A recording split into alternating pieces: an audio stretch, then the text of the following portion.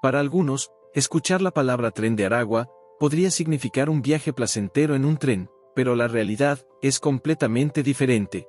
Al encontrarte con el Tren de Aragua, tú pasarás la peor experiencia de tu vida. En este video, te contaremos todos los detalles sobre quiénes son ellos, a qué se dedican y por qué debes evadirlos a toda costa. Antes de comenzar, te invito a suscribirte al canal, si aún no lo has hecho, y activar la campanita de notificaciones, para que te mantengas al día con las próximas actualizaciones del mundo financiero. Sin más preámbulos, comencemos. El Tren de Aragua es una organización criminal que surgió en la prisión de Tocorón, ubicada en el estado de Aragua, en Venezuela. Esta cárcel, como muchas otras en el país, estaba controlada por los propios reclusos, quienes crearon sus propias reglas y formas de gobierno. Al principio, esta organización buscaba manejar el tráfico de drogas y armas dentro de la prisión, pero no tardaron en expandir su poder más allá de los muros de la cárcel, aprovechándose de la debilidad del sistema penitenciario y la corrupción en las fuerzas de seguridad. Este grupo criminal comenzó con actividades tan oscuras como la extorsión, los secuestros y el contrabando de drogas y armas.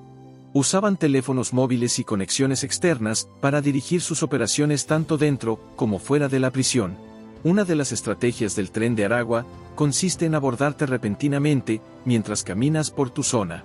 En un instante, te capturan y te secuestran. Luego, te llevan a un lugar desconocido, te encierran en una habitación oscura y te amenazan con hacerle daño a tu familia si no pagas una enorme cantidad de dinero. Esta es solo una de las horribles tácticas que emplea esta organización criminal. ¿Y la policía regular no hacía nada? Lamentablemente no, porque las autoridades policiales, ya sea por miedo o por corrupción, se hacían de la vista gorda con estos delitos. El liderazgo del Tren de Aragua fue crucial para su expansión. Los líderes, conocidos como pranes, eran figuras de terror, respetados y fuertemente temidos por los internos y por los habitantes de las comunidades cercanas. Estos pranes establecieron una red de operaciones que no se detuvo en el tráfico de drogas y armas, sino que se extendió al tráfico de personas, a la prostitución forzada y más recientemente a la minería ilegal. Para que te des una idea, hubo una época en Venezuela en la que era común que secuestraran niños de entre 3 y 6 años para arrancarles los órganos y venderlos en el mercado negro. No puedo creer que exista semejante nivel de maldad. Desgraciadamente, esa es la realidad. Pero eso es tan solo la punta del iceberg, porque las atrocidades del Tren de Aragua no conocen límites. Estos delincuentes hacen uso de la violencia extrema para lograr sus objetivos, recurriendo a prácticas como la tortura, las violaciones o los fusilamientos, con el objetivo de mantener dominadas las zonas. Por si eso fuera poco, la corrupción que siembran entre las autoridades locales es un arma igualmente poderosa. Los miembros del Tren de Aragua sobornan a policías, jueces y funcionarios con grandes sumas de dinero, o los amenazan con represalias si se resisten. Una de las tácticas de intimidación que ellos usan es abordar directamente a un oficial de alto rango o funcionario de gran importancia, a quien lo precisan con datos importantes de sus hijos, esposa y familia. Estudiando sus rutinas, conociendo a qué se dedican, en qué colegio estudian y qué lugares frecuentan. Para luego, amenazarlos con que, si intentan algo contra la organización, su familia pagará las consecuencias. Le dejan claro que lo único que debe hacer es quedarse callado y permitir que ellos continúen con sus fechorías. Esta es la cruda realidad de enfrentarse a una organización sin límites, capaz de convertir la vida de cualquiera en un infierno. Esta red de corrupción permite al Tren de Aragua operar con una impunidad aterradora, ya que las fuerzas del orden, que deberían proteger a la población, se convierten en cómplices o víctimas del miedo. Las comunidades quedan sometidas por estos criminales, atrapadas en un ciclo de violencia y corrupción, del que parece imposible escapar. La esperanza de protección se desvanece, y la vida cotidiana se convierte en una lucha constante por sobrevivir, en medio del terror. ¿Y por qué el gobierno venezolano no hace nada para combatirla? La respuesta a esa pregunta te va a sorprender. Resulta que el gobierno venezolano, primero bajo el mandato de Chávez, y luego bajo el mandato de Maduro, poco o nada hizo para detener al Tren de Aragua.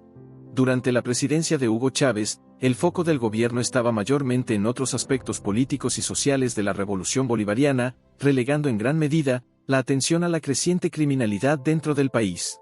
Esta falta de atención y acción permitió que esta temida banda criminal creciera y se fortaleciera considerablemente, aprovechando las debilidades del sistema penitenciario y la corrupción en las fuerzas de seguridad. Actualmente, tienen una presencia fuerte en al menos 11 de 23 estados de Venezuela, en donde tienen el control de ciertas zonas que ellos gobiernan de facto. ¿Y cómo fue que esos delincuentes fueron a parar a otros países? Justo iba a explicártelo. No te despegues de la pantalla, porque voy a revelarte cómo el Tren de Aragua extendió su influencia por todo el continente americano. A medida que la crisis venezolana se profundizaba, el panorama delictivo también comenzó a transformarse. El Tren de Aragua, que ya se había consolidado como el grupo delictivo más peligroso y dominante en Venezuela, pronto se dio cuenta de que las condiciones en su país natal ya no les resultaban tan rentables para seguir operando. La economía venezolana estaba en ruinas y la población asfixiada por la falta de recursos, por lo que ya no ofrecían las mismas oportunidades lucrativas para sus actividades criminales. Con esta realidad en mente, los líderes del Tren de Aragua tomaron la decisión estratégica de expandir sus operaciones más allá de las fronteras venezolanas. Así comenzó su invasión delictiva en toda Latinoamérica, encontrando nuevos territorios donde continuar con sus actividades criminales y multiplicar sus ganancias. Según los últimos informes de seguridad internacional, los primeros países en ser blanco de esta expansión fueron Colombia, Perú, Chile, Ecuador, Brasil, Panamá y Costa Rica. En cada uno de estos nuevos destinos, el Tren de Aragua replicó el mismo modelo de terror y delincuencia que había perfeccionado en Venezuela, solo que de manera más dura en unos países que en otros. Todo iba a depender de las medidas de seguridad y el grado de corrupción de esa nación. Por ejemplo, en Colombia, comenzaron a enfrentarse con otras bandas locales por el control de territorios clave, utilizando la misma brutalidad que los había caracterizado en Venezuela. En Ecuador y Perú, su presencia se hizo notar rápidamente, a través de una ola de secuestros y extorsiones, que dejó a la población atemorizada, y a las autoridades locales, en estado de alerta. Chile, un país que hasta entonces no había visto este tipo de actividades delictivas a gran escala, se encontró de repente, lidiando con una ola de crímenes violentos y organizados, que desestabilizaron comunidades enteras. Incluso en Estados Unidos en 2023, se confirmó la presencia de estos criminales en su territorio. Se infiltraban en albergues, seduciendo a los jóvenes con vacantes y empleos fáciles de realizar, convenciéndolos de prácticas delictivas que son propias del Tren de Aragua. Según agencias de seguridad de los Estados Unidos, esta organización delictiva se ha estado filtrando muy camuflajeadamente dentro de los migrantes que ingresan desde Colombia y Panamá en su ruta hacia los Estados Unidos.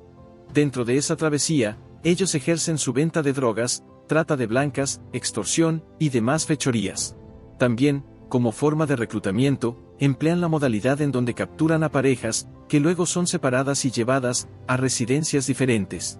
A ella, los criminales la amenazan con matar a su esposo si no accede a prostituirse para ellos. Mientras tanto a él, lo coaccionan diciéndole que, si no se dedica a la venta de drogas, matarán a su esposa.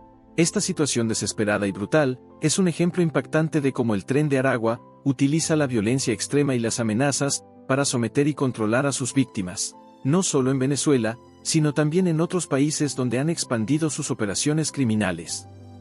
Su crecimiento exponencial no solo significó un aumento en sus actividades criminales, sino también una mayor amenaza para la seguridad y la estabilidad de la región. ¿Y por qué los demás países no han podido frenar al Tren de Aragua? Referente a eso, países como Perú y Chile han realizado grandes esfuerzos para combatir a esta organización criminal. En múltiples ocasiones, han logrado capturar y deportar a varios de sus miembros de vuelta a Venezuela. No obstante, esta medida no ha tenido el efecto disuasorio esperado, porque al llegar a territorio venezolano, estos delincuentes no son sometidos a la justicia, ni enfrentan las consecuencias de sus actos. La corrupción e impunidad presente en Venezuela, por parte de las autoridades, les proporciona a ellos el apoyo necesario para que se desplacen nuevamente a otros países, donde continúan sus fechorías, con mayor intensidad y crueldad. Este ciclo vicioso de deportación y reenvío ha permitido que el Tren de Aragua siga sembrando terror en diferentes regiones de Latinoamérica. Un ejemplo reciente es el incremento considerable de la inseguridad en Ecuador, que es actualmente el país más inseguro del continente, donde hasta un candidato a la presidencia perdió la vida a manos de la delincuencia.